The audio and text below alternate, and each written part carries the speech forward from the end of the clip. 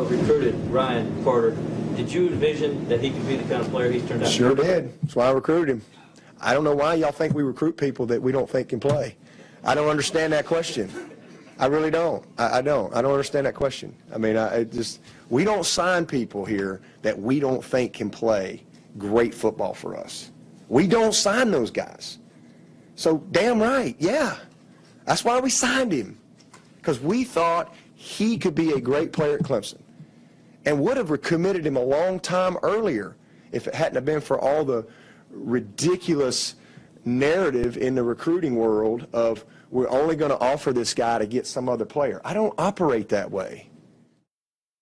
That's Clemson head coach Dabo Swinney giving you a little sneak peek behind the scenes of the recruiting process. Joined here in studio by former Florida State Bryant McFadden. And you talk about a Clemson team and a coach and a coaching staff that has proven to develop players. Yeah. This year right now, according to Scout, Clemson's class of 2017 was ranked 26th in the country. In each of the last 4 years, they've had a top 30 recruiting class. Not up there like Alabama and even Tennessee, for that matter, way up there really high. But do you think it's time to start putting Clemson in the category of Alabama in terms of developing their players? Yeah, I think so. I think what we've seen over the last 3-4 years from Clemson, losing key players to the NFL or graduation, and still being able to not rebuild but reload and just address positions with better players. That's impressive. That's impressive. And that's what we see from Alabama, and that's why Alabama is always in that conversation as far as competing for a national championship.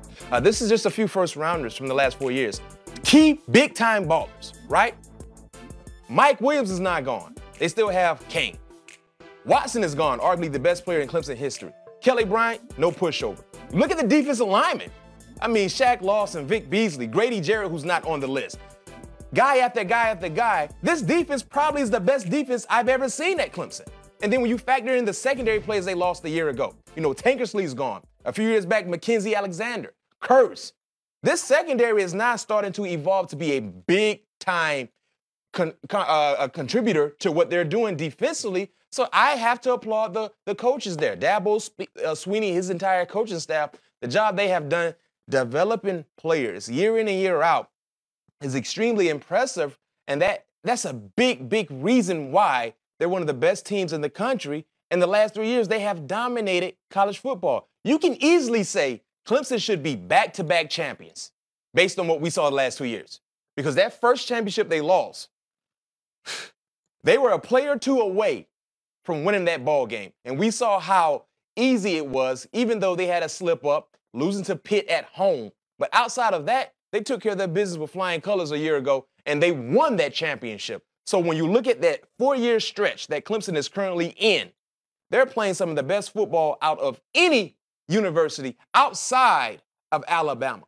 And that's no disrespect if you can put Alabama above Clemson as far as consistency and the ability to reload at key positions where you're losing big-time players to the NFL. Wayne Gallman, Leggett.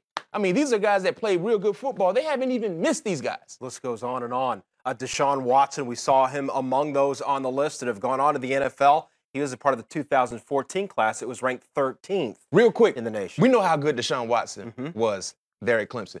Would you say Clemson is missing him? I mean, you would have thought at the start of the season that, yeah, that was the biggest piece. Much like DeAndre Francois, we see how sorely missed he is at your beloved Florida State. But Kelly Bryant has more than been able to fill in the shoes, and all the question marks seem to be going away in terms of Kelly Bryant. And that's hard to say, because I agree with you. I don't think they're necessarily missing Deshaun Watson. They would love to have him. But initially in the preseason, we felt like it's going to be hard to replace Deshaun Watson, right? Right. You've seen the performance. You've seen the composure on the field. I think those things are important.